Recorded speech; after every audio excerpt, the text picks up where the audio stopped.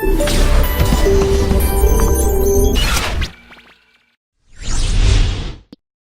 viewers, in this video I'm going to discuss about basic signal models. Before proceeding with signal models, let us first understand what a signal is. So when we talk about signal, we should have a clear picture that what is signal and what does it convey. Signal is nothing but it is a function of one or more than one independent variables. That variable may be a time, that variable can be space or any other parameter. And signal is a function of independent variables, and it must have some information. It has some information. And obviously signal is a physical quantity which we detect and try to retrieve information from it. So thus we can say that signal is a detectable physical quantity that carries some information, and it varies with time, space, or any other independent variable by which information is conveyed. Okay, so let's first see the basic classification of signal. When we talk about signals, we can classify it as basically we can classify signals as continuous time, and discrete time.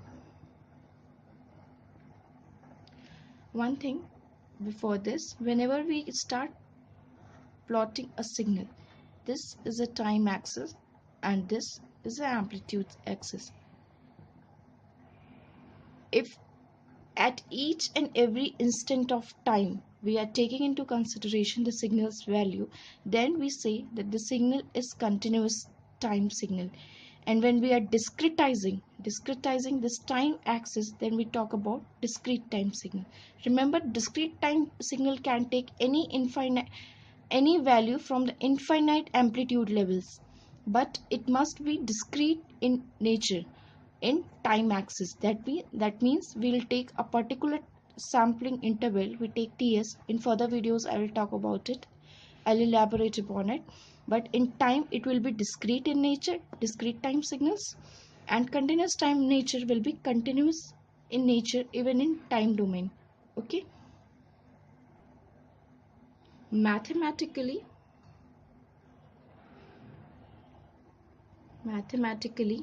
continuous time nature, since it is continuous in time, if I'm representing x with a signal, if I'm taking x, suppose if x is something, then it is a function of t. So t is any unit of time, where t is my unit of time, whether it time may be in hours or minutes or in seconds. Whereas discrete time nature, we discretize it in time domain. That means we take only particular samples at a specific interval of time, that is ts is a time interval. So t we replace with nts, and discrete time samples we mathematically represent as x of nts. And if we even normalize and take ts equal to 1, then if we normalize it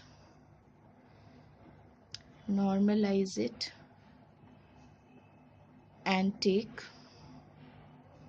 ts equal to 1, then this will become x of n, which we normally see.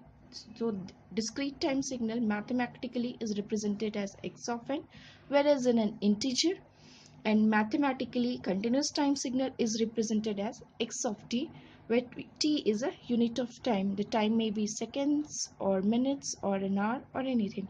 So now we'll be discussing about different types of continuous time signals.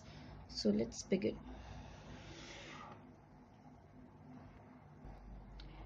Remember, we can define signals in two ways. One, mathematically, and second, graphically. So we'll take different types of continuous time signals and we'll represent it in both ways, that is mathematically and graphically. So first, starting with rectangular pulse.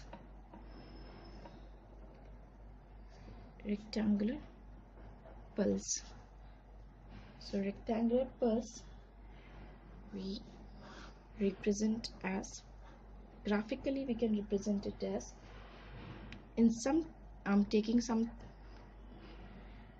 time instant from minus t by 2 to t by 2, its amplitude as a, let this be x of t, and this is my time axis. Then I can write x of t equal to a for t greater than minus t by 2 to less than or equal to t by 2 and equal to 0 otherwise. So this is nothing but my rectangular pulse, and later when I'll talk about Fourier transform, then obviously I'll tell you what is the Fourier transform of this and how in time domain and frequency domain we,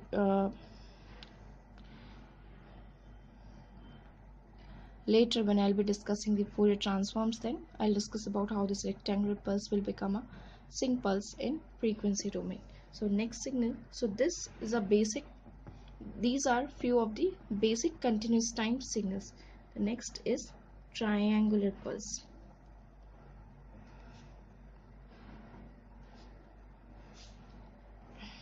So let us again define triangular pulse in this time instant only, from minus t by 2 to t by 2, and this is a time axis and this is my amplitude axis. So x of t is actually equal to, now how to write this, we have to separate it out, this and this. What is the slope of any straight line? Slope of any straight line is, let me tell you how to write the equation of this. Slope of any straight line is 0. So up to here the slope is 0. What is the slope of this? Slope is y2 minus y1 upon x2 minus x1. So if I'm taking this amplitude, let me take this amplitude as 1. So the slope will be 1 minus 0, that is 1 upon 0 minus of minus t by 2. So the slope will become, I'll write here, y2 minus y1. Okay, so 1 minus 0 upon x2 is 0 minus of minus t by 2. Okay, so the slope will become 2 by t over here. Remember, this is 2 by t, and similarly this slope will become minus 2 by t, and this is again 0. So we can write this in the form y equal to mx plus c.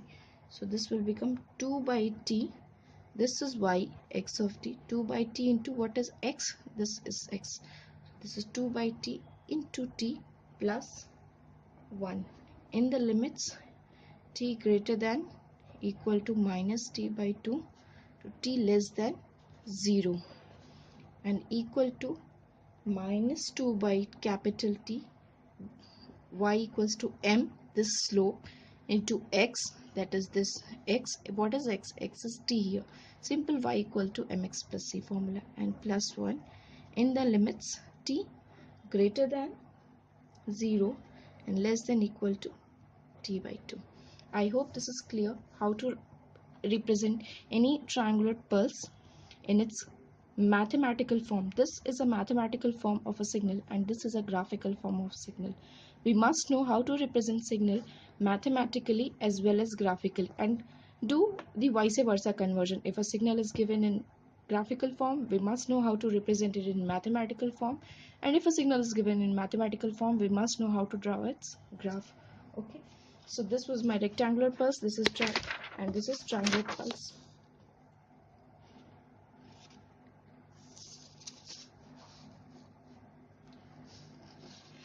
So this was my rectangular pulse, this is my triangular pulse, and now we'll be taking with few more continuous time signals which are very important in the discussion of signals and system. So the third signal is exponentially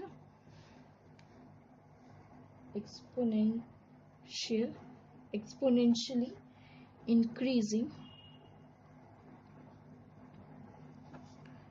or decreasing signal. We know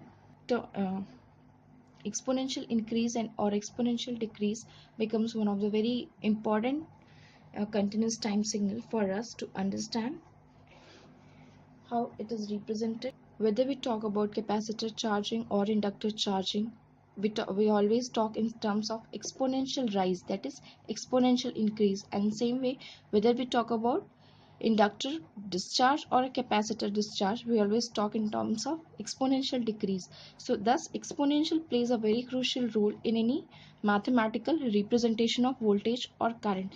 So we need to understand what is exponentially increase. So exponentially increasing signal is represented as e raised to power lambda t, where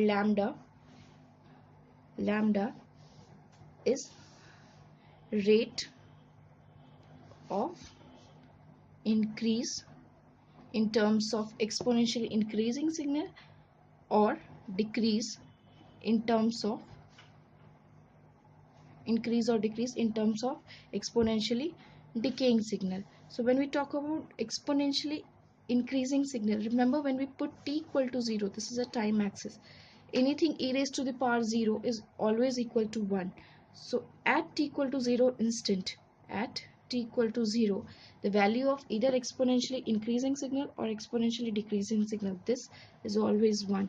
And exponentially increasing is like this, it will be at, that means e raised to power minus infinity, the value is 0.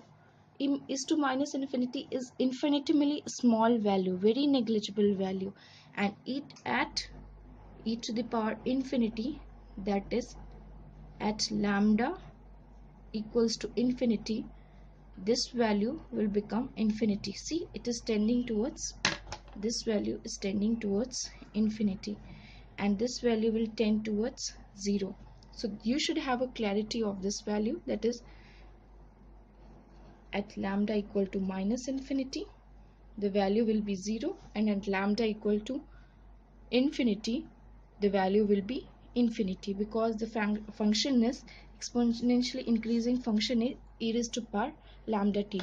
Similarly, exponentially decreasing function is e raised to power minus lambda t. It is exactly the complement of what we get in exponentially increasing signal. I told you that at t equal to, this is a time axis, at t equal to 0, whether it is exponentially increasing or decreasing, because whether it is e raised to power minus 0 or e raised to power plus 0, anyways the value is going to be 1. But exponentially decreasing signal will be decreasing in this domain during positive value of time, and it will be increasing in negative values of time. That means at lambda equal to minus infinity, minus of minus infinity will become what? Positive. At lambda equal to minus infinity, this value e raised to power minus lambda t will become what? Infinity, because minus of minus infinity means e to the power infinity, that will become infinity. And here at lambda equals to infinity, e to the power minus infinity will become what? It will become 0.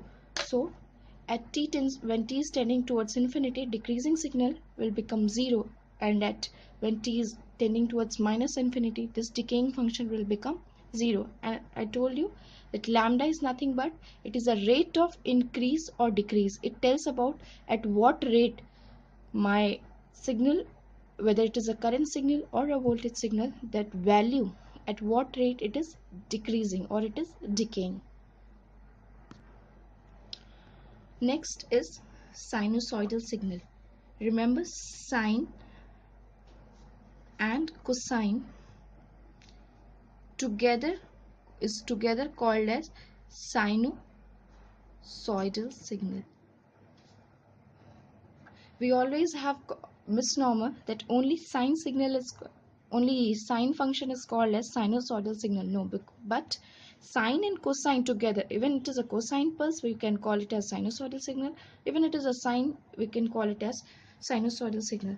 So sine and cosine are nothing but these are the functions which oscillate between positive and negative frequencies. That is, their maximum value is 1. The maximum or a mod value of any sine function or a cosine function is 1. And if it is a sine signal, it will be maximum at integral multiples of n pi by 2, and it will be minimum at n pi. So let me draw it for better understanding. So this will keep oscillating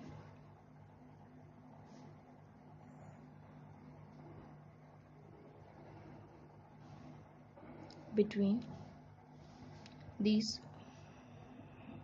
This peak is this will keep oscillating between +1 and -1, and these are the instances, these are called zero crossovers. Zero crossovers, or these zero crossovers are nothing but the time instance when a signal crosses from positive value to negative value. Its amplitude is 0 at that instant of time. So we know that sinusoidal signal, whether it is sine or cosine, always keeps oscillating between a positive value and a negative value, and the maximum value it can attain is mod value is +1. Similarly, for sine signal, 0 crossovers exist as n pi.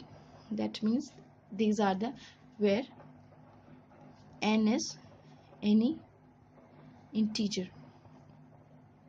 So for sinusoidal signals, so this will be pi, minus pi, 2 pi, 3 pi, minus 2 pi. So zero crossovers will be an integral multiple of pi. And similarly, for cosine signals, if I'm drawing a cosine signals,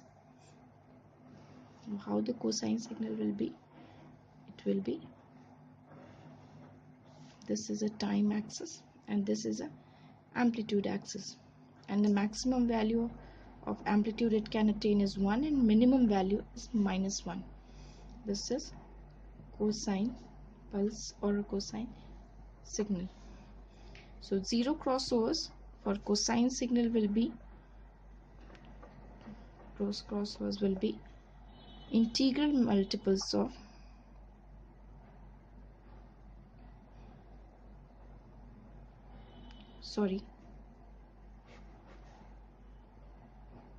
2n plus 1 times pi by 2. That is odd multiples of pi by 2, where what n is nothing but integer.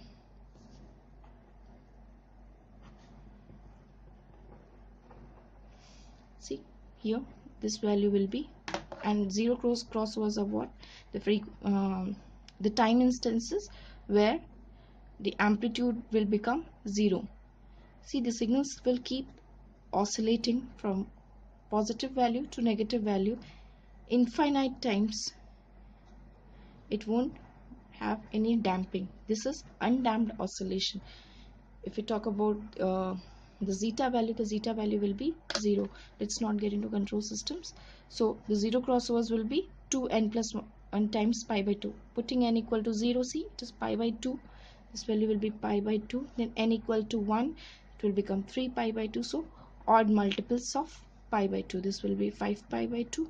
This is minus pi by 2, and so on. So till now we discussed rectangular pulse, triangular pulse, exponentially increasing or decreasing signal, and sinusoidal signals.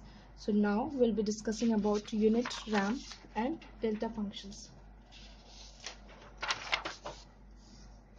So the next signal is unit step signal. So this is one of the most easiest and most useful signal in signals and systems. So when we talk about unit step signal, we denote it as u of t. This is my time axis, and mathematically we write it as u of t equal to 1 for t greater than 0 and equal to 0 for t less than 0. Now, in most of the books, or generally while explaining, most of the people consider that u of t equal to 1 for t greater than or equal to 0, but ideally it is not a case. Remember, from t greater than equal to 0, at an instant at t equal to 0 plus, at t equal to 0 plus, we'll say that value of u of t will be equal to 1. But at t equal to 0, remember, this is a discrete function. It won't become this is a discontinuous function. Suddenly at an instant u of t where t equal to 0, it won't be equal to 1. It will never be equal to 1. So for calculations and all, for calculation purpose,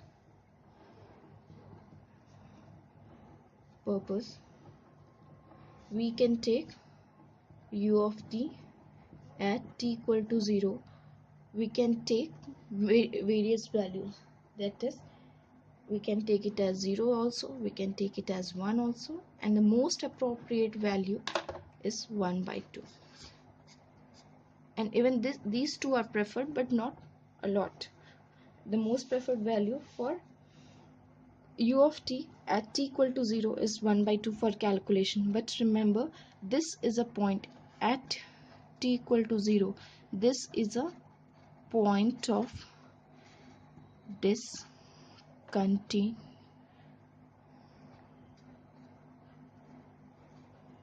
This is a point of discontinuity, and the value at t equal to 0 for unit step signal is exactly not defined, because there is a sudden rise in the value from 0 to, before instant t equal to 0 the value was 0, and just after t equal to 0 it will become 1. So this is a point of discontinuity. So the value for calculation purpose, most preferred value is 1 by 2, or you can also say 0, or you can also say 1.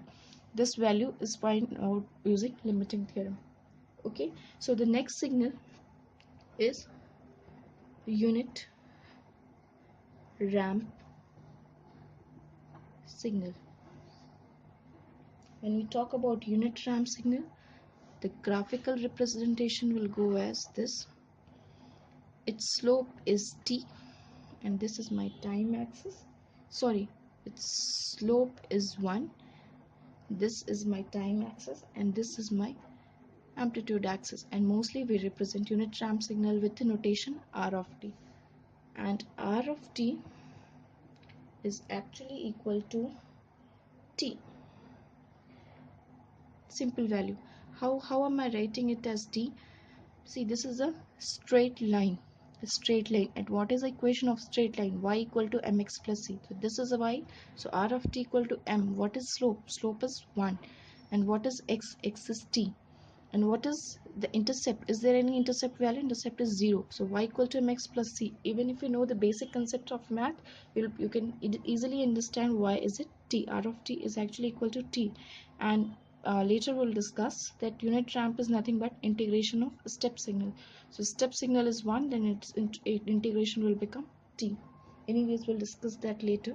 So equals to t for t greater than or equal to 0. Here, see, there's no exact point of, there's no sudden rise in the value. The value is not suddenly rise, unlike in case of unit step signal.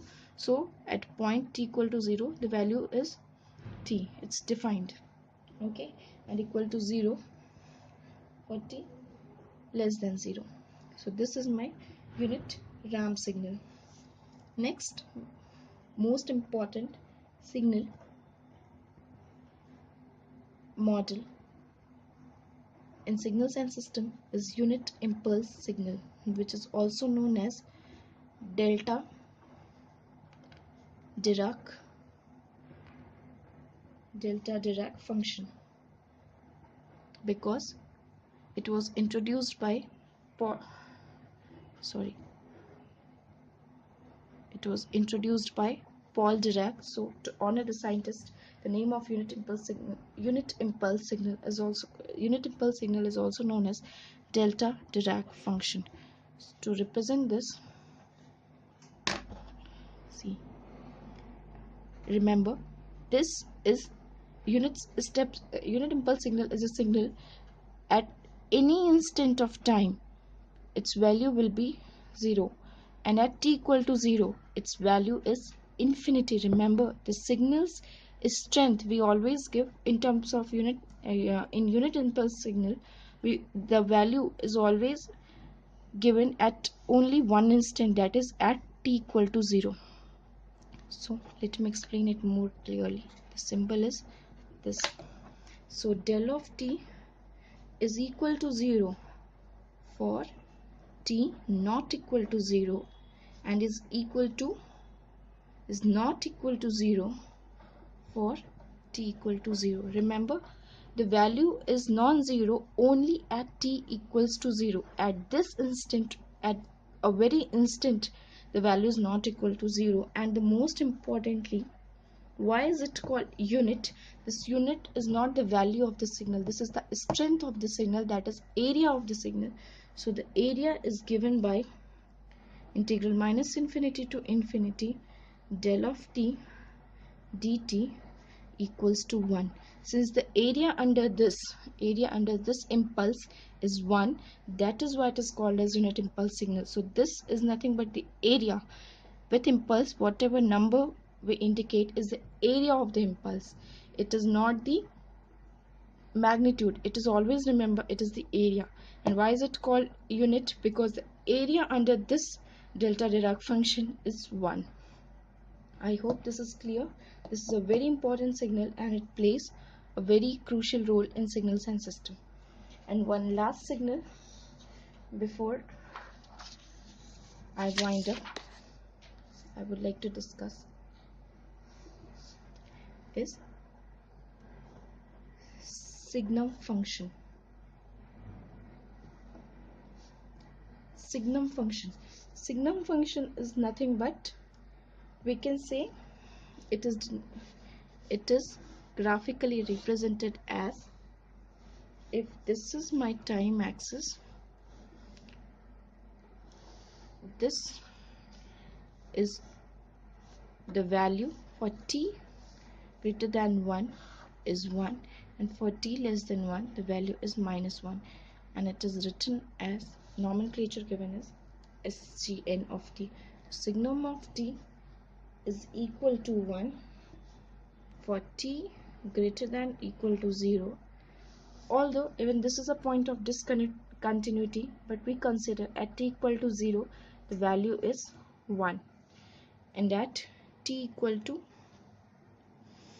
for t less than 0 the value is minus 1. Actually, signum function is nothing but, you can see, this is what this is. If I'm taking any DC signal, DC signal is what? DC signal is a signal which is present at all instant of time from minus infinity to plus infinity, t equal to plus infinity, t equal to minus infinity to t equal to plus infinity. If I'm taking a DC signal and its value is 1, okay, and I'm multiplying this DC signal with, this is my time axis. I hope this is clear. This is my minus of u of minus t. Okay, the magnitude is minus 1, and this is my u. This is my signal u of minus t. So if I'm multiplying this with DC signal, then the resultant is going to be a signum function. So DC signal multiplied with this will give signum of t. So like this we can make different signal combination, but just to give you an idea what is signum function. And in signum function, remember, there is discontinuity at t equal to 0, that is at t equal to 0 a signal value is changing from minus 1 to 1. Remember, discontinuity doesn't occur at a single instant of time, just instantaneously. Practically it will be something like this. It won't change instantaneously. Okay, but since we are now just talking about what is a basic model, so this is how the basic model is for different types of signal. I hope it is clear. In next video I'll be discussing upon what are the basic operation on time axis. In very beginning I told that signals, whenever we graphically represent a signal, we talk about we generally talk in two dimension. That is, one is the amplitude axis and this other is a time axis. So there are various operation, that is scaling, adding, subtracting, that we do in amplitude domain. And similarly there are different operations that we do in time domain. So in next video I will be discussing about what are the basic operations we do on signal in time domain. Okay, I hope this is clear. Thank you.